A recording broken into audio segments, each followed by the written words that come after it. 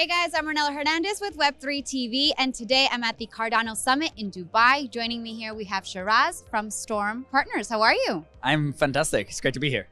So you are a sponsor, well, Storm Partners is a sponsor of the Cardano Summit. So tell me a little bit more about that relationship with the Cardano ecosystem.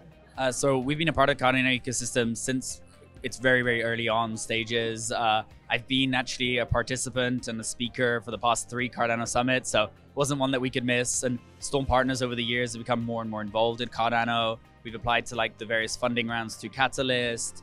We've been contributing on the DAO side. We have Nicola, the partner of our firm, that is giving a masterclass later on. I'm supporting and emceeing and kind of building the community together. So it really is a great community here at Cardano. And so everything that we can do to support it is better. And we were judges yesterday for the Battle of the Builders, where there were 10 great startups that were there. We're contributing to helping those startups, the winners, with various prizes, free consultancy and the like. So hopefully we can bring them to make them stars of Web3 very soon. All right, and what are your honest thoughts about this conference compared to all the other conferences that happen within the blockchain space every other day? How is this one different? How's this one different? I think the mentality between the various attendees that we've seen, a lot of people are very curious about what's going on. They've heard about Cardano. They might have heard of Charles Hodgkinson, that has done a lot for the Cardano ecosystem and still is today. They might have seen kind of Fred speak as a great kind of speaker that he is. And they're trying to understand, okay, how does Cardano fit into this to the space? They've seen a lot of the great projects that are coming out as well. And they've seen also a lot of the philanthropic kind of sustainability area. I mean, you have the UNHCR that are here. Yes. They have a booth. You can see some of the NFTs that they developed out. I mean, they've done more than any other UN organization, NGO, and they chose Cardano. So it's very interesting for the community to understand, okay, why are they doing that with Cardano and the likes? So I see a lot of curiosity, a lot of creativity, and a lot of desire to kind of move the needle forward. Yes, definitely. I've heard a lot of that enthusiasm and passion from the people that I've spoken to today. So that's definitely very nice to experience. All right. And so then tell me a little bit more about Storm Partners and what you guys are working on right now, given the market conditions. What's the priority for the firm? Yeah, market conditions are quite difficult, to be very honest, from a macro and a micro standpoint. We're a professional services firm, so our ethos as Storm Partners, the partners being partnered with firms, we always try to take a skin in the game. And that's always a little bit difficult now where, well, the cash flows, are tighter and tokens aren't performing as well as they did in the bull market. So always very difficult, and we have to be a bit versatile, agile to that standpoint. There are a lot of projects that are still building.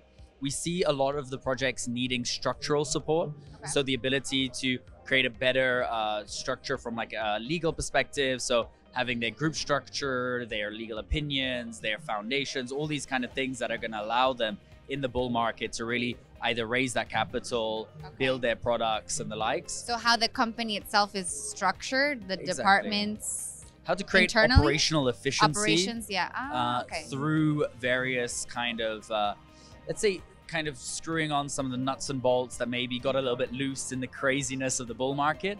Just making sure, okay, like, is everything stable, kind of well structured and the likes? Yeah. Okay. And that's really what we're focusing on. And we've also been looking into new ecosystems. I mean, we supported in a lot of the developing out of the Swiss Crypto Valley ecosystem. Yes. And there are pockets there, Zurich, there's Lugano, there's Neuchâtel, but there's also Geneva, which everybody has heard of Geneva, but nobody really knows what's happening with Web3 in Geneva. Right, it's known mostly as a traditional banking capital. Exactly, traditional banking, but the UNHCR, for example, are based in Geneva. Awesome. So there's more or the same amount of NGOs that are based in Geneva, which is a small city of maybe like 300,000 people, as there is in Washington, DC, right? So there's a lot of, let's say, you could call it power, but you can also call it kind of global influence. If you look at, let's say, the Biden-Putin meeting that happened was in Geneva. So there's a lot of kind of movement that happens in that small city. And so the ability to integrate blockchain within that and help with the data management flows and the likes within those various industries, banking, NGO, luxury watchmaking as well. Yes. So like all of Rolex, Patek, Audemars Piguet, Hublot, all these companies, they're all based there as well. Chocolate as well. Chocolate as well.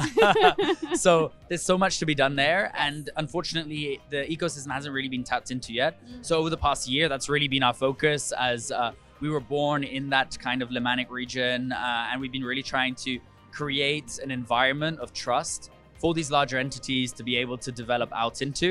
And that's been going extremely well. So we're really excited that as of January 1st, to launch Decentral House, which will be this innovation center to help bring a sandbox to the Web3 ecosystem of Geneva to help them build those things out. Okay, So, can you go into what that is exactly, the Decentral House? for sure. So on the B2C side, there's going to be like a co-working area, space for events, meetups, hackathons, and the likes, which is something seems quite normal, but actually in Geneva, there's not one space for the decentralized community to meet in a centralized place.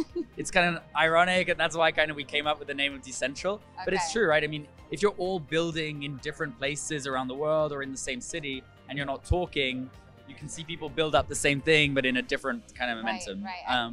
I think that's one of the drawbacks of decentralization. In a way, it's good because you can have people everywhere, but maybe communication might be lost in the way. It is sometimes. And so that's why communication is a priority, bringing people together, allowing them to network, allowing them to communicate.